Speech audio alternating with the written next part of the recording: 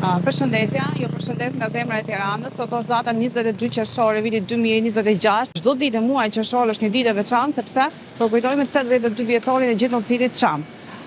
Sot si ka kampanja rrjetet sociale, shoqata patriotike Çamëria organizon një tubim këtu në hyrje të bulevardit të dëshmorëve. Dhe sot do të shikojmë se sa pjesëmarrës do të ketë në këtë ditë të përgjithshme dhe në këtë muaj të përgjithshëm, sidomos kur bëjmë përkujtimin e Çamërisë, që çështja Çame është çështje mbar kombëtare. Sot jam tu, do të shikojmë se sa pjesëmarrës kemi edhe çfarë parullash kemi dhe sa vetë do të jenë në përkujtimin e kësaj dite të përgjithshme të popullit Çam. Po, atje shikojmë që kemi më në hyrje të bulevardit dëshmorët të Kombit, ku lidhet me pjesën e sheshit Skënderbej. Sot kemi shkresën që I love Çamëria, pra unë e dua Çamërinë. Por në të vërtetë sa veta e duan Çamërinë dhe sa vetë do të jenë të ndjeshëm sot do të shikojmë. Të gjithë ato njerëz të cilët marrin pjesë në protesta, ku unë kam qenë vetë prezente për të marrë video dhe i kam cilësuar temat e mia dhe pikat e mia përse gjindem aty. Dhe sot jam përsëri këtu për çështjen Çame, siç e dini, për mua çështja Çame ka një rëndësi të veçantë dhe jam ajo e cila i kam gjurmuar rënjët Çame në Turqi një nga një. Pra në orën 11 është bërë anoncimi në rrjetet sociale në Facebook nga shoqata Çamëria që sot do të përkujtojmë Çamërinë dhe shikojmë se sa do të kemi këtu. Sa të ndjeshëm kemi në çështjen Çame.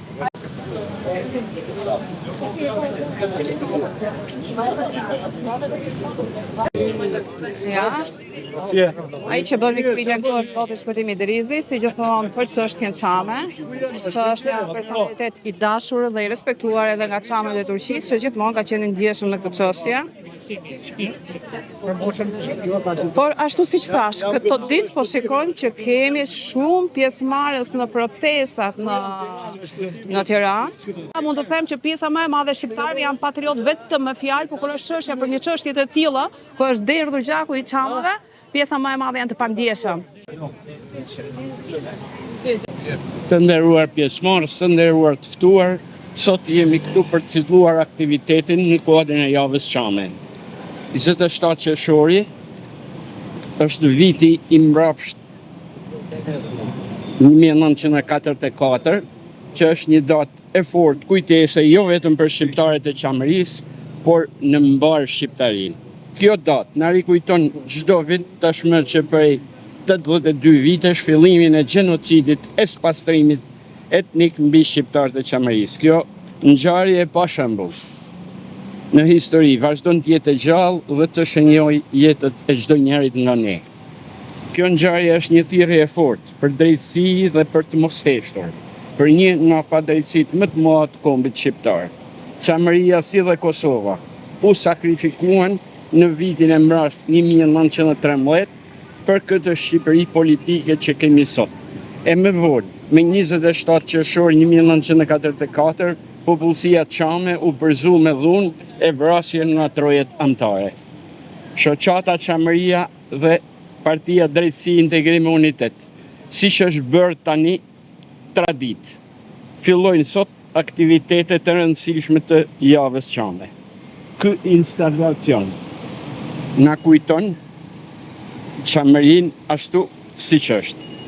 Gjithsesi, krenari, dinjitet dhe ne kërkojmë drejtësi. Krenar që jemi Çam, o sa mirë me kanë shqiptar. Faleminderit.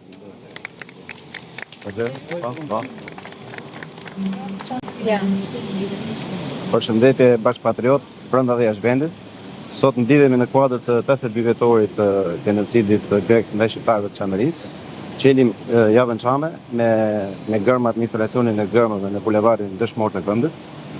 Aktivitetet tona këtë javë nuk janë vetëm në kuadrin historik, por janë dhe në kuadrin e thirrjes të fortë ndaj institucioneve, ndaj politikës, që të shkojnë drejt një udhe e cila deri më tani nuk ka qenë e lehtë për shoqatën patriotike Çamëria, gjithashtu edhe për Partinë Drejtësi, Integrim e Unitet, të cilin i kanë vënë guret e vet të kësaj zgjidhje, duke miratuar në Parlamentin e Shqipërisë një deklaratë për sa i përket ligjit luftës dhe një rezolutë për sa i përket shqiptarëve të Çamërisë.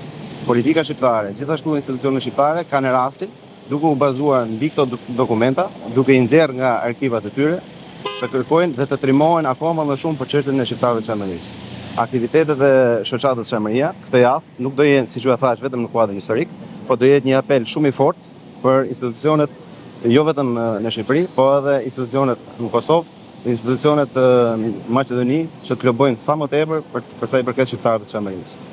Amaneti i parëve tanë, të cilët na trashëguan ne, është detyrë që edhe për ne t'ia trashëgojmë brezave që vijnë pas. Dhe nga kjo javë i bëjmë thirrje gjithë shqiptarëve të Çamërisë të bashkohen thirrjes tonë për drejtësi për Çamërinë, e cila mund të merret vetëm nëpërmjet institucioneve dhe nëpërmjet politikës dhe nëpërmjet diplomacisë. Patjetër që pjesa e historisë që ne kemi promovuar më së shumti, duket që nuk mjafton për t'i dhënë drejtësi vujteve që njerëzit kanë kaluar 82 vjet dhe jo vetëm më përpara, por duhet që të ketë dhe lëvizje institucionale.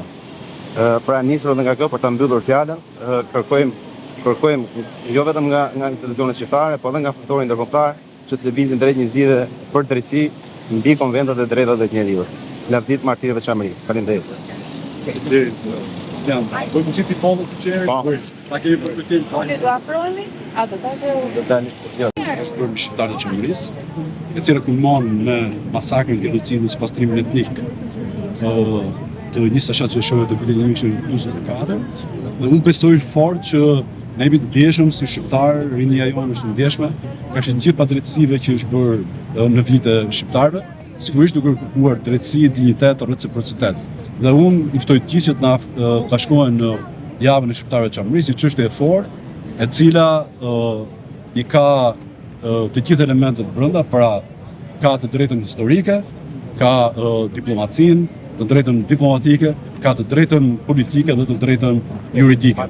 Thjesht ne duhet që ata që janë vendimarrës ta shohin në sy dhe sigurisht mund të jemi më të intimiduar apo servit nga atyre që mohojnë të drejtat e shqiptarëve, në këtë rast shqiptarëve të Çamërisë. Ju faleminderit. Si është çështja e Çamërisë në raport me procesin e integrimit në Bashkimin Evropian, meqenëse Shqipëria po përgatitet për kapitull? Ne besojmë fort që sa më shumë Shqipëria bën hapa dhe është në prag të antarësimit të plot në Bashkimin Evropian, aq më shumë ne i afrohemi dhe zgjidhjes së çështjes së shqiptarëve të Çamërisë, e cila siç e thash është çështje historike, diplomatike, politike, juridike, por mbi të gjitha bazohet në atë që është me etalon të ndërtimit të Bashkimit Evropian, të Europës, të vendit qytetëruar të demokracisë, që ka të bëjë me lirinë dhe drejtat themelore të njerëzit. Aktive sa më parë në parlament, të sigurinë më të drejtës. Ja ta mbaroj.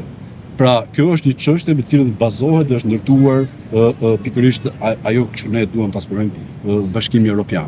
Sepse është një çështje e drejtave të njeriut. Pra, ne kemi paraardhësit tanë që është mohuar e drejta e jetës, janë vrarë, janë prerë, janë shpërngulur, por edhe mbi nesër, edhe me Timat që është 84 vjeç, vazhdojnë që të mos veprojnë të drejtat e njeriut, sepse Imad për shembull nuk shkon dot sot në Greqi, sepse ndalojnë për shkak të vendimit të tij në Çamëri.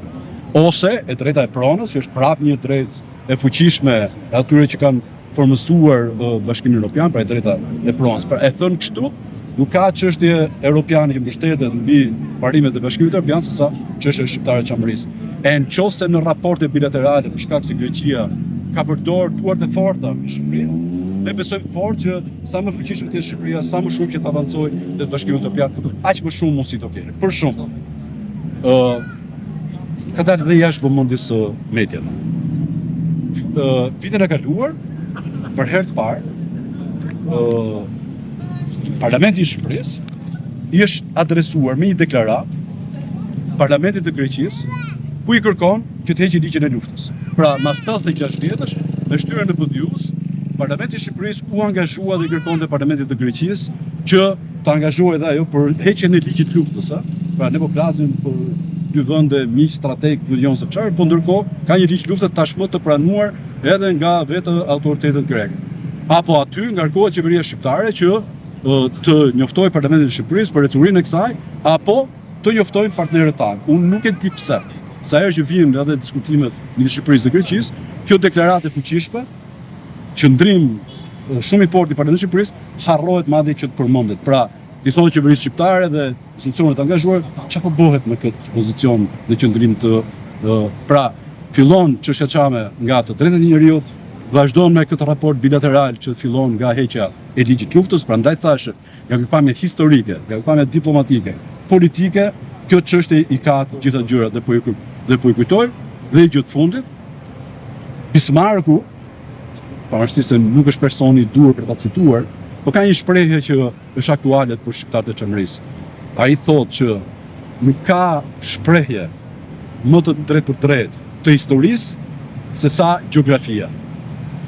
Pra, gjeografia dhe historia na jep drejt në shqiptarët e Çamërisë, sepse dihet që kur është krijuar bota dhe kur ka filluar të shkruaj që Epiri është banuar nga shqiptarët dhe Çamëria është pjesë integrale e kësaj. Kjo nuk do të thotë që ne kërkojmë dëshim kufish, por asnjë nuk mundet sot dot ne ta kompleksojmë, të flasim që baba im ka lindur në Margëlliç, shtëpia ime është në Margëlliç dhe që ne jemi të shpërngurur me dhunë dhe me genocid. Besoj që kjo është e mjaftueshme për këto, për të kuptuar që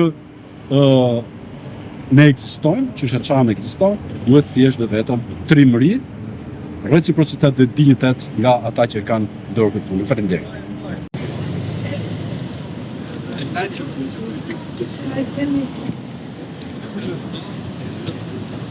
Además,